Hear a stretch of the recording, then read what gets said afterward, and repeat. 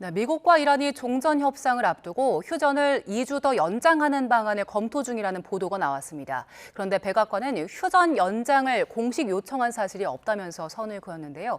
중동 상황 두 분과 함께 짚어보겠습니다.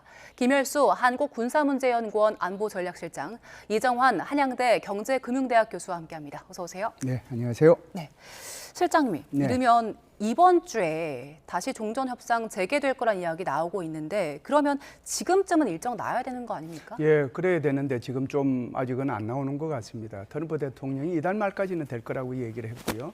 가능하면은 이제 빨리 했으면 좋겠다는 생각은 하는데 빠르면은 이틀 내에 좋은 소식이 있을 거다라고 얘기를 했잖아요. 그 트럼프 대통령이 이틀 내라고 하는 것이 오늘이에요. 그런데 지금 사실상 파키스탄 총리 샤리프 총리가 지금 수, 목, 금, 토 나흘 동안 중동 3개국을 이렇게 순방을 합니다. 그래서 사우디아라비아하고 카타르 그리고 마지막 날에는 이제 띠르키예로 갔다가 이렇게 복귀하거든요.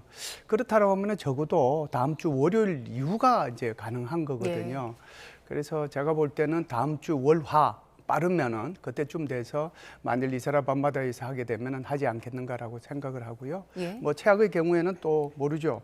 그 제네바에서도 할 수도 있고 또 그것이 조금 더 연장이 돼서 트럼프 대통령이 얘기한 것처럼 이달 말까지 이렇게 가능하지 않겠는가라고 보는데 적어도 뭐 아무리 늦어도 이달 말까지는 가능할 것으로 봅니다. 예, 일단 4월 말까지는 트럼프가 시한을 열어놓은 상황이고요. 그렇죠. 벤스 부통령이 그 트럼프 대통령의 스몰딜이 아니라 그랜드 바겐을 원한다라고 얘기를 했거든요. 그렇다면 이건 어느 정도까지 포함을 한 겁니까? 그러니까 지금 뭐 얘기하는 것이 이제 15개 그리고 10개 이렇게 해서 총 25개인데 그걸 이제 이렇게 줄여 보면은 크게 보면은 이제 핵 문제가 있고 두 번째가 이제 호르무즈 해협이 있고 세 번째가 미사일 프로그램이 있고 네 번째가 그 제재 해제와 관련된 거 이제 배상과 관련된 거 있고 그럼 다섯 번째가 아마 미국이 또다시 이란을 공격하지 않도록 이렇게 법적 제도적인 메커니즘을 좀 구축해 달라고 하는 건데 그러면 이제 여기까지만 갈 거냐 이것보다 이제 더 크게 갈 거라는 거죠. 그래서 이렇게 되면은 무슨 얘기냐면 미국이 이란과의 그 수교 그 정도까지 이제 아주 그냥 완전한 그랜드로 가는 거죠. 그래서 뭐 한두 개 가지고 이제 스몰딜을 하는 것이 아니라 미국과 이란과의 외교 관계도 완전히 이제 복원을 하고 그리고 이제 미국이 이란에 이제 기업도 들어가고 뭐 이런 식이 되면은 이제 이스라엘이 다시 이란을 공격하거나 또 미국의 기업이 이란 안에 들어 있으니까 미국이 이란을 또 공격할 수도 없는 거잖아요. 그런 것들이 이제 하나의 큰 제도적 장치가 될 수가 있거든요. 그런 면에서 이렇게 그랜드 바게인을 얘기한 게 아닌가 저는 그렇게 봅니다. 예, 일단 이란 외무부 쪽에서도 미국 측과 우라늄 농축에 대해서 논의는 가능하다라는 입장을 밝혔는데 1차 협상 때는 이 부분에서 충돌이 있었던 거잖아요. 그렇죠. 2차 협상 때는 어느 정도 진전이 있겠습니까? 예, 이게 이제 농축 문제는 이제 크게 두 가지죠. 하나는 이제 60% 농축된 441kg의 행방이 어디로 갈 거냐 하는 건데 지금 이제 여기에 대해서 이제 미국은 이거 완전히 미국으로 반출해야 된다. 이게 전쟁의 목적이었다. 그것 때문에 이란을 공격한 거다라고 하거든요. 그리고 이제 그게 안 되면은 IAEA로 이제 이렇게 반출하는 게 있는데 이란의 생각은 좀 다른 것 같습니다. 60% 농축된 것을 이게 그 상업용 원자로의 원료로 쓸 수 있도록 뭐 3.67%든 4%든 그때까지 좀 희석을 우리가 좀 시키면 되지 않겠는가. 이제 여기에 대한 것 가지고 이제 남아 있거든요. 그래서 이 부분은 아마 미국은 이 부분은 좀 양보하기 곤란하지 않겠는가라고 보는데. 미국이 생각할 때 최고로 양보할 수 있는 것은 아마 IAEA 정도에 의해서 그쪽으로 반출하는 것 정도는 아마 허용을 할 겁니다. 그 정도 되면 이게 이제 미국 국민들한테 알려줄 수 있는 거니까요. 두 번째는 이제 결국은 핵 농축의 주권과 관련된 문제인데요. 이게 이제 미국 같은 경우에는 안 된다. 20년 동안 농축은 안 된다라고 얘기하는 거고 이란은 5년 동안만 그러면 우리가 농축하지 않겠다 하는 거거든요. 그러면 하나는 5년이고 하나는 20년이니까 그 사이에 뭐 10년, 뭐 12, 3년 요게 중간치가 되지 않겠습니까? 그래서 제가 볼 때는 이 부분은 협상의 어떤 그 타결의 가능성이 있어요. 그래서 핵 농축 문제는 협상의 타결 가능성이 있다. 그런데 핵 반출 문제는 아마 미국의 의지가 더 강하게 작용할 거다. 이 부분 가지고 협상이 될 겁니다. 일단 그 이란 쪽에서는 러시아로 넘기는 그런 정도의 선택지는 좀 들여다보는 것 같더라고요. 미국이 이 부분은 받을 수 없다는 거죠. 제가 볼 때는 이제 미국이 그 이란에서 러시아로 넘기는 거에 대해서는 제가 볼 때는 아마 절대로 허용하지 않을 겁니다. 이거는 뭐 어떻게 보면은 미국이 왜 그러면은 전쟁을 했느냐, 이게 이제 미국 국민들한테 이렇게 이제 군사적인 목표 이런 것 가지고 얘기해봤자 이건 설득력이 없거든요. 예. 그런데 이제 이란에 핵 농축된 것을 완전히 이렇게 제거를 하면 이것 자체가 이제 미국 국민들한테 어떻게 하면은 표를 얻을 수 있는 그런 기회가 되고, 또 국제사회로부터 핵 농축이라고 하는 것은 NPT 체제를 이제 지키는 거니까 그런 면에서 정당성도 확보할 수 있거든요. 물론 침략 자체가 정당하다고 보는 것은 아니지만 그래도 뭐 이란의 핵 제거를 위해서 이런 전쟁은 어쩔 수가 없었다 이렇게 해가지고 뒤에 이제 이렇게 정당성 논리로 얘기할 수는 있거든요. 예. 그렇기 때문에 미국이 러시아로 가는 거에 대해서는 아마 이거 뭐 이렇게 좀 뭐라고 할까요? 양보하거나 예. 그러지는 않을 것 같아요. 여전히 쟁점이 남아있는 상황이긴 하지만 일단 시장에서는 종전 협상에 대한 기대감이 좀 반영이 되고 있는 것 같습니다. 밤새 뉴욕 증시 상황 보니까 다우지수는 소폭 하락하긴 했는데 나스닥 그리고 S&P가 사상 최고를 기록했네요. 사실 나스닥하고 S&P가 많이 오르는 건 기술주의 호조도 분명히 있습니다. 기술주의 호조가 있다는 건 어떤 거냐면 최근에 엔비디아가 새로운 AI 칩에 대한 얘기를 했고요. 그다음에 메타랑 브로드컴 같은 기업들이 이제 AI 시장에서 합종 연행을 하면서 굉장히 AI 상품들, 그 AI 관련 개발들을 대기업끼리 같이 하겠다는 이야기도 나누고 있거든요. 그런 시장 전반의 어떤 경향성에 지금 종전 분위기가 확산이 되다 보니까 어떤 금리라든지 이런 전반적인 환경이 안정되는 이런 상황들이 같이 오면서 주가가 올라가고 있다라고 아마 보시면 될 것 같고요. 결국은 이제 대기업들도, 그러니까 미국의 굉장히 큰 다국적 기업들 같은 경우도 이제 지금은 전략적으로 어떻게 AI 시장을 점령해 나갈 것이냐. 뭐 테슬라 같은 경우도 지속적으로 칩 개발 같은 걸 하겠다. 이게 그 모든 기업들이 지금 뛰어들고 있거든요. 뛰어들고 있고, 그러니까 파트너십을 이루면서 뛰어들고 있는 것들이 새로운 경향성들로 지켜지고 있고, 그것이 또 긍정적인 주가를 반응을 일으키고 있거든요. 그런 여러 가지 것들이 겹치면서 주가 상승폭이 조금 올라가고 있다. 다우존스는 아무래도 소비재 중심이다 예. 보니까 이런 기술주가 중심이 되는 나스닥이나 S&P 500보다는 좀 오르지 못한 이런 상황이었다는 말씀은 드릴 수 있을 것 같습니다. 예, 일단 두 지수가 사상 최고 기록한 건 기술주 영향이 좀 있는 걸로 보이는데, 근데 확실히 종전에 대한 기대감이 반영된 그 수준이긴 하잖아요. 근데 한쪽에서는 이거 김칫국 마시면 안 된다, 좀 경계하는 목소리가 있긴 하더라고요. 아무래도 이제 전쟁의 종결이란 것이 뭐 트럼프 대통령은 항상 금방 끝날 것 같이 얘기하지만 이 트럼프 대통령 발언 자체 이제 불확실성이 아마 크다 보니까 이제 믿지 못하는 상황들은 분명히 있는 것 같다. 이게 트럼프 대통령은 늘 해결을 하고 이길 것 같다, 며칠 안에 끝난다라는 굉장히 선명하고 간결한 메시지를 많이 주거든요. 이 회담의 복잡성이라든지 어떤 이해관계가 얽혀 있기 때문에 미국을 위해서 뭘 한다라는 설명보다는 예. 단기간 내에 어떤 일을 끝내겠다라는 이런 멘트를 많이 하고 있기 때문에, 반면에 이런 멘트들이 지켜지지 않았을 때는 아무래도 흔히 말하는 이 이란과 미국의 전쟁 관계 같은 것들이 장기화되고 호르무즈 해협의 통관이 어려워지게 된다라고 하면은 아무래도 유가 상승에 따른 어떤 경제 성장 저하가 예측되는 예. 것도 분명히 사실이다. 뭐 모든 사실 이게 경제 전망치들이 얘기하듯이 뭐 유가가 150달러까지 가면은 미국도 주식 시장이 떨어질 것이라 다들 예측을 하고 있거든요. 떨어지고 경제 성장도 많이 떨어질 거라 예측을 하고 있기 때문에 이런 트럼프 대통령이 어떤, 그러니까 발언은 굉장히 좋지만 이게 실제 실현되는지에 대한 불확실성이 남아 있기 때문에 그런 우려들도 계속 나온다, 이런 말씀 드려야 될 것 같습니다. 예, 그 유가 시장 상황을 보면 일단 보합세를 보였는데, 근데 눈에 띄는 게 현물 가격이랑 선물 가격 차이가 크더라고요. 일단 선물 가격과 현물 가격 어떻게 연동이 되고 이게 어떤 개념인지 먼저 좀 짚어주시죠. 일단 현물 가격은 오늘 당장 쓰는 기름 예. 가격이라고 보시면 될 것 같아요. 현물이란 것은 뭐 금도 현물이고 금도 선물이 있고 주식도 현물이고 선물이 있는데, 현물 가격이란 것은 근본적으로 당장의 가격. 오늘 내가 기름을 1리터 사다 그러면 물론 이건 대규모 거래이기 때문에 1리터 단위 거래는 아니지만 뭐 몇백만 배를 살라 그러면 현물 시장에 가서 주고 받는 이런 거래라고 보시면 될 것 같고요. 선물은 몇 개월 뒤에, 뭐 6개월 뒤에 인도받는 가격이라고 아마 보시면 될 것 같습니다. 근데 현물이란 것은 이렇게 수요와 공급에 굉장히 민감하기 때문에 예. 당장 오늘 주고받는 거기 때문에 수요와 공급에 민감하고요. 수요와 공급에 민감하기 때문에 어떻게 보면은 안정적인 지표로서의 역할이 조금 떨어진다라고 일반적으로 생각을 하고 있습니다. 그러니까 오히려 유가 같은 경우에는 실물 같은 경우에는 이런 현물보다는 오히려 선물 가격들이 시장의 상황 같은 것들, 미래의 사람들이 가격에 대한 기대감도 있고 경제의 전망, 거시경제적 환경 같은 것들이 다 반영되고 있는 거라고 생각을 하고 있기 때문에 네. 보통 선물이 벤치마크로 쓰인다. 그리고 우리가 브렌트유 가격 이런 것들 혹은 WTI 가격, 텍사스산 석유유 가격 같은 것들 모두 선물 가격이라고 이해를 하고 있는데 선물 가격이 중요하게 된 건 아무래도 시장 참여자들이 좀 장기간의 어떤 시야를 갖고 시장의 전망 같은 것들 반영하면서 그리고 보다 워낙 사실 이제 현물이란 것은 아까 말씀드린 것처럼 너무 짧은 시간 안에 네. 그러니까 수요와 공급이 급변하기 때문에 그런 것보다는 선물 투자를 일반적으로는 좋은 지표로 친다 이런 말씀 드릴 수 있을 것 같습니다. 예, 지금 현물 그리고 선물 상황 좀 더 자세히 보면 현물 가격이 132달러인데 선물 가격이 99달러 정도. 그러니까 두 개가 30달러 넘게 차이가 나는 상황이거든요. 이게 원유 시장에 전혀 없는 수치일 정도로 아주 큰 차이라면서요.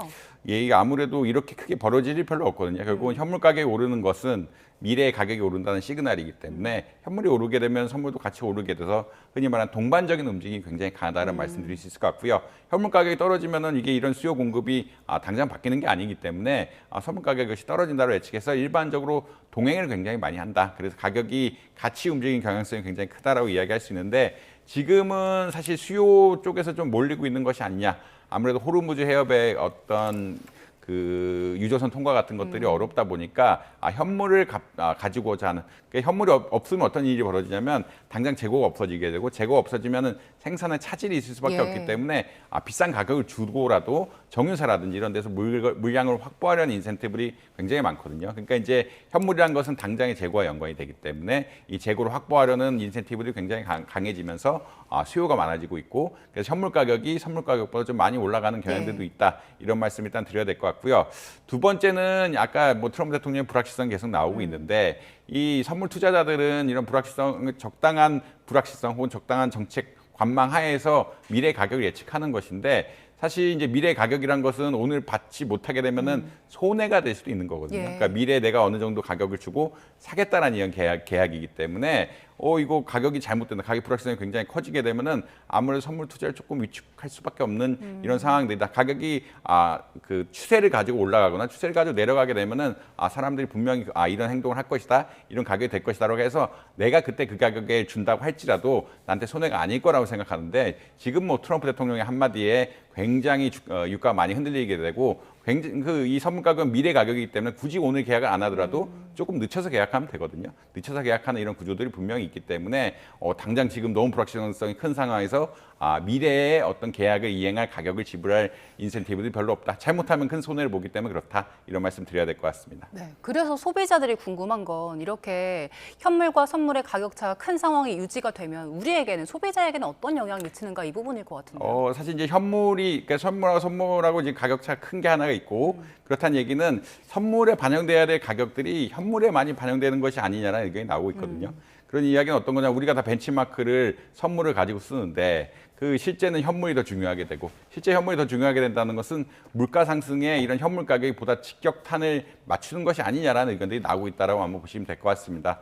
결국은 우리가 가격을 선물하고 현물을 같이 보지만 일반적으로 선물을 가지고 이야기를 하는데 선물 가격은 100달러 선에서 안정됐지만 이 현물 가격이 130달러라 그러면 우리가 보다 중요하게 봐야 되는 지표가 현물 130달러고 이 130달러가 결국 유가에 영향을 미치고 물가에 영향을 미치고 금리 정책에 영향을 미치는 게 아니냐. 예. 그런 거시경제적인 환경이 더 중요하게 봐야 되는 게 아니냐는 이슈들이 나오고 있다. 예전에는 같이 움직였기 때문에 이런 일이 별로 없었지만 지금 같은 상황에서는 현물 가격이랑 선물 가격이 굉장히 많이 차이 나게 되고 이 현물 가격의 중요성에 따라서 결국 인플레이션 같은 것들이 결정되는 것이 아니냐. 지표를 그렇게 봐야 되는 것이 아니냐라는 의견들이 나오고 있다는 말씀 드려야 될 것 같습니다. 예, 다시 중동의 이야기를 좀 네네. 해보겠습니다.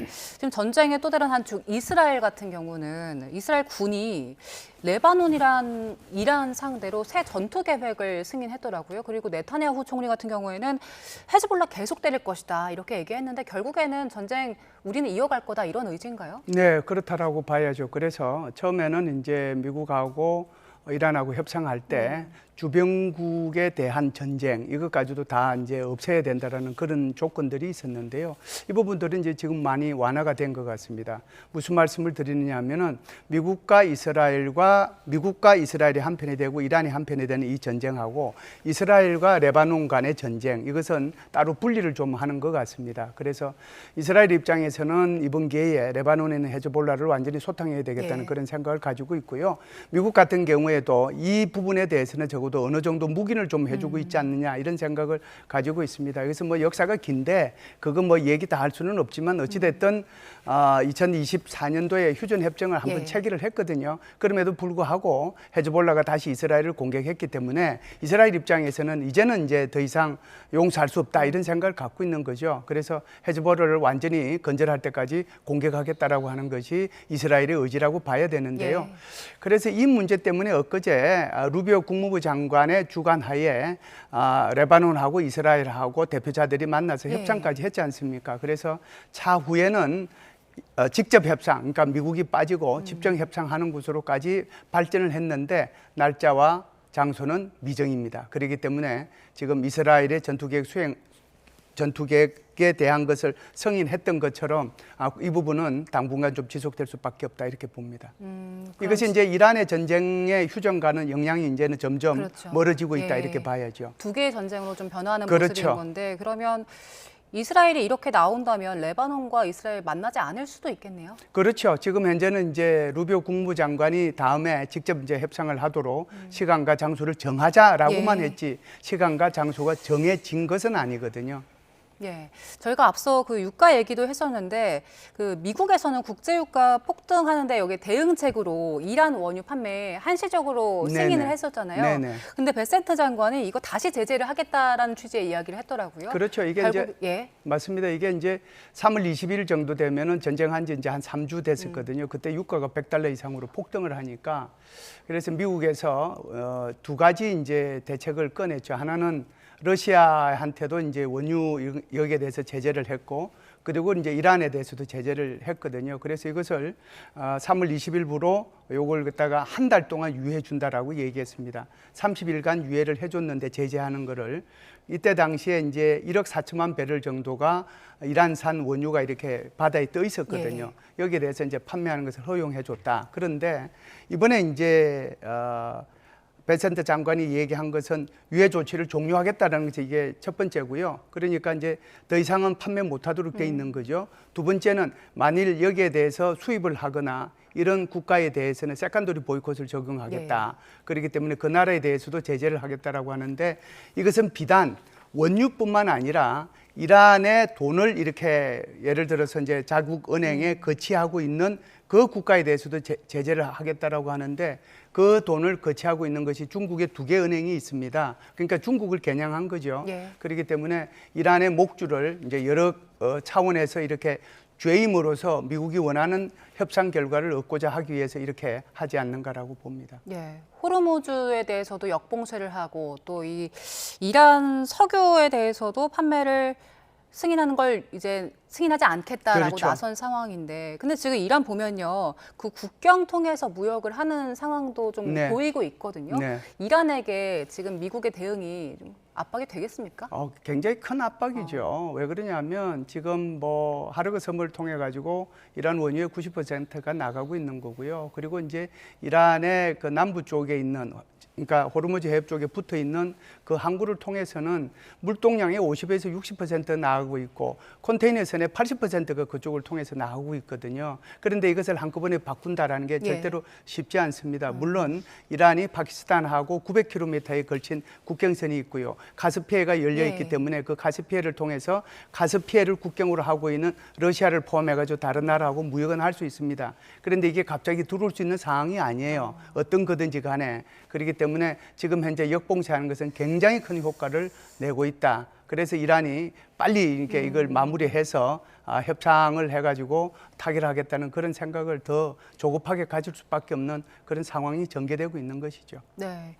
미국이 이렇게 그 이란산 원유에 대해서도 다시 제재를 하기 시작하면은 국제 유가도 크게 움직일 것 같은데 어떻습니까? 뭐 그래도 아무래도 이제 전쟁에 대한 압박을 하기 위해서 이제 경제적으로 압박하지 않으면 전쟁이 종결되지 않고 뭐 전쟁이 종결되는 거와 상관없이 이제 호르무즈 해협을 여는 것이 경제적으로는 뭐 늘 가장 중요하다고 말씀드리는데 이런 압박이 없으면 호르무즈 해협을 미국의 어떤 지렛대가 없다라는 말씀을 드릴 수 있을 것 같거든요. 결국은 경제적으로 압박을 해야 호르무즈 해협을 어떻게 보면 강제로 열게끔 하는 기제가 된다라고 말씀드릴 수 있겠고요. 뭐 단기간에는 물론 이렇게 이런 이란산이라든지 러시아산에 다시 제재를 하게 되면은 석유 공급 같은 것들이 원활하게 이루어지지 않으면서 물론 유가 상승의 어떤 기조가 될 수 있긴 한데 그 지금 미국이 추구하는 전략 자체가 이제 경제적 압박을 통해서 오히려 강제로 호르무즈 해협을 열겠다라는 이런 전략이기 때문에 뭐 이것이 뭐 어떻게 보야 될지 모르겠지만 예. 지금은 성공한다는 쪽에 사람들의 기대감들이 많이 형성이 되어 있는 거고 그렇기 때문에 유가가 뭐 지나치게 빠르게 오르지는 않는 것 같다 이런 말씀 역시 뭐 전달드려야 될 것 같습니다. 네, 일단 시장은 그 협상 재개에 대한 기대감이 더 크다는 말씀이신 건데 그 지난달 수입 물가 보니까요 16% 넘게 뛰었거든요. 이제 그 여기 생산자 물가나 소비자 물가 연동이 될 텐데 걱정이 돼요. 교수님 어떻게 진단하세요? 일단 수입 물가는 크게 두 가지 영향을 받죠. 일단 환율입니다. 예. 환율에 큰 영향을 받고요. 지난달 이제 환율이 1,500원까지 올라가면서 환율의 영향에 따라서 이제 물가가 오르는 이런 경향성들이 분명히 있었다라고 보시면 될 것 같습니다.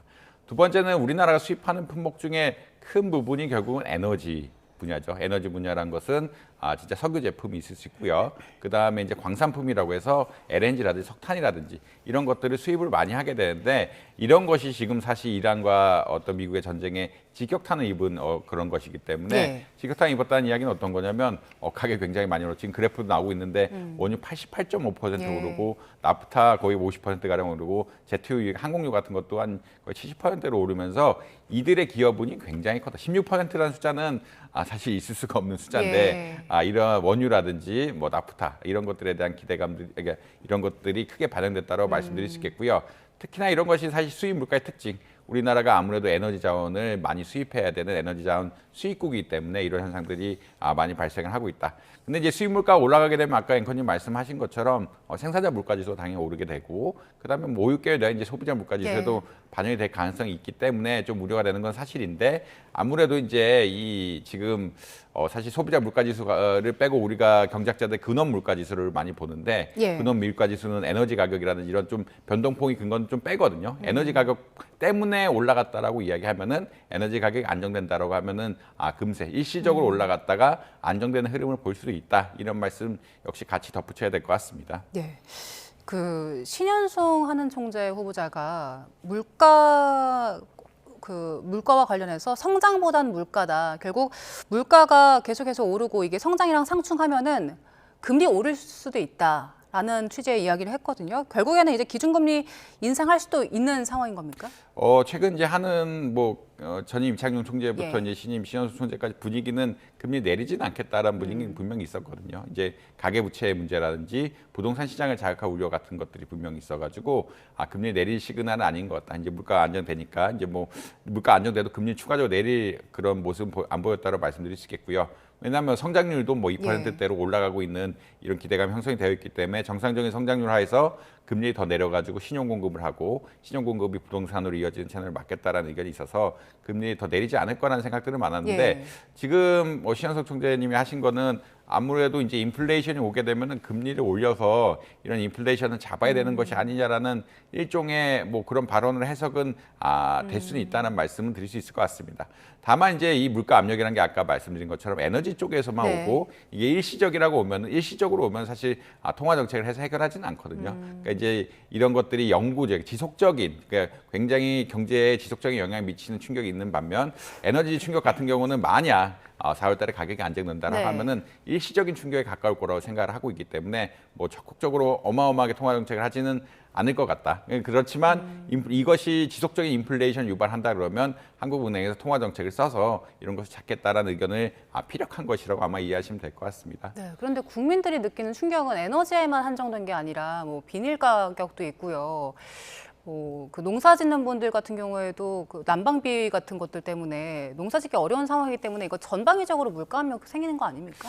이제 물가 압력이랑 수급 압력이 좀 다른데 지금 공급이 안 돼서 있는 문제라고 보시면 될 것 같고 이것이 얼마나 현물 가격에 영향을 미칠 것이냐. 지금 이게 아까 살 수 없다는 거랑 가격이 올라간다는 건 조금은 다른 얘기거든요. 이게 살 수 없다고 할지라도 그러니까 흔히 말하는 기업 측에서 가격을 올리지 않는다고 하면은 가격 자체는 문제가 안 되는 상황이라서 이제 우리가 문제가 되는 것들 이런 것 때문에 생산이 위축이 되고 생산이 위축이 되면서 소비까지 위축이 되는 이런 경로들이 사람들이 좀 두려워하는 채널이라고 보시면 될 것 같고 이제 이것 자체가 이제 가격이 많이 올릴 것이냐, 그러니까 이제 그 시장에서 이제 시장 교란행위라고 일단 볼 수가 있는데 그 생산 그 원가가 많이 올라가게 되면 갑자기 가격 같은 걸 오면서 독점 이익 같은 것들을 얻으려고 할 수도 있는데 그런 것들은 아마 정부에서 차단을 많이 할 예. 거라서 그런 우려는 조금 덜한 것 같다. 그래서 이제 아무래도 지금 끝난다고 하면은 예. 지금 뭐 4월 달까지 적절하게 끝난다고 하면은 뭐 원유 충격 같은 경우는 일시적 충격에 가까운 거고 일시적 충격에 가깝다는 이야기는 물론 지금 공급 자체가 안 됨으로써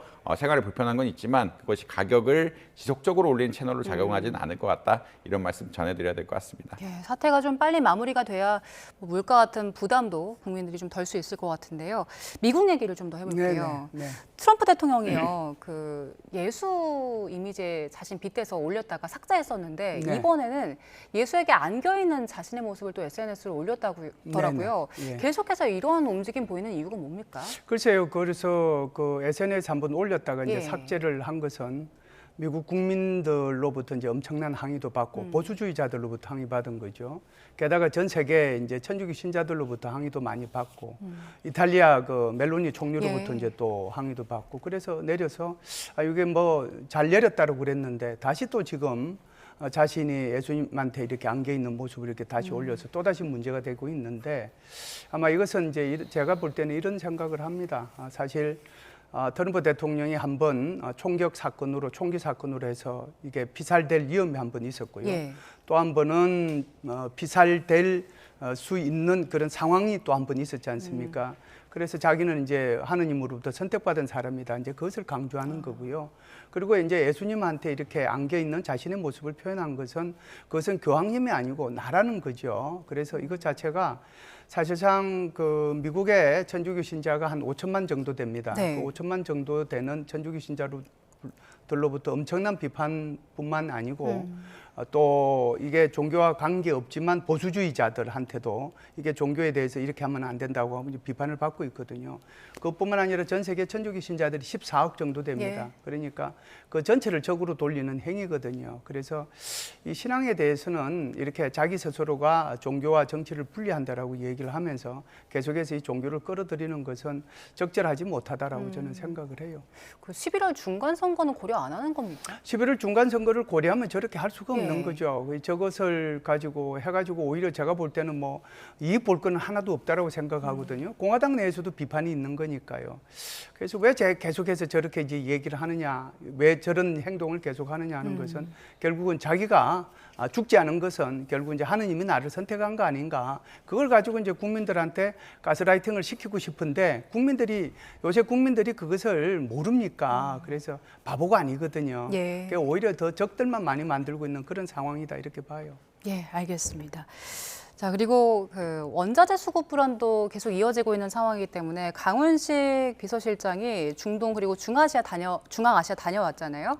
그래서 원유랑 나프타를 확보했는데 일단 원유 같은 경우는 석 달 쓸 수 있는 정도, 그리고 나프타는 한 달치 수입량을 확보한 상황인데 일단 여기에 대해서 어떻게 평가하십니까? 일단 뭐 전반적으로 이 노력 자체는 굉장히 중요하다는 말씀드릴 수 있을 것 같고요. 아무래도 이제 계약 확약 같은 걸 통해서 가져올 수 있는 것들을 가져오는 것들 역시 굉장히 중요하다는 말씀은 아마 드려야 될 것 같습니다. 지금 아무래도 이제 원유라든지 나프타 같은 것들이 부족하게 되면은 원유는 이제 정유 산업의 기본이고요. 나프타 같은 경우에 석유화학 산업, 결국 플라스틱이라든지 다양한 제품을 만드는 석유화학 산업의 기간이기 때문에 원유랑 나프타에 대한 공급이 안 되게 그러면 우리나라 정유 업체들이 정유를 못해서 휘발유나 뭐 항공유 같은 걸 못 만들어서 수출이 안 되거나 국내 공급이 안 되는 문제가 발생하고 나프타 지금 앵커님 비닐 이야기 하셨는데 비닐 같은 걸 못 만드는 것이 이제 나프타에 관련된 이야기라서 이것을 수급하려는 것 자체를 굉장히 그러니까 가서 확약을 받아오는 것 자체가 굉장히 중요하다라는 말씀은 아마 드려야 될 것 같습니다. 이렇게 확약을 통해서 어느 정도 공급을 하게 된다라고 하면은 재고 사정이 좀 나아질 가능성이 있고 이 재고 사정이 나아지게 되면은 이 흔히 말하는 가격이 또 급증하는 현상도 나아질 수 있거든요. 왜냐하면 재고가 없는 기업들이 물건을 생산하려고 그러면 이런 것을 급하게 사야 되는데 급하게 사려고 그러면 이제 또 가격이 올라가야 되는 현상들이 있기 때문에 이렇게 확약을 해온 것만 해도 굉장히 중요한 시사, 결국은 공급을 얼마 할 것이다라는 것을 정해놓고 이것을 정부가 추진하고 있다는 것 자체가 나라에 있어서는 굉장히 중요한 일이다. 그것이 가격 안정성에도 분명히 도움되는 일이다. 이런 말씀 드려야 될 것 같습니다. 예, 지금 보도가 나오는 대로 이번 주에 그 협상을 좀 재개하려면 오늘쯤에는 일정이 좀 나와야 될 것 같은데 구체적인 소식이 들어오면 함께 전달을 해드리겠습니다. 자, 오늘 이야기는 여기서 마무리하겠습니다. 김열수 한국군사문제연구원 안보전략실장, 이정환 한양대 경제금융대학 교수와 함께했습니다. 고맙습니다.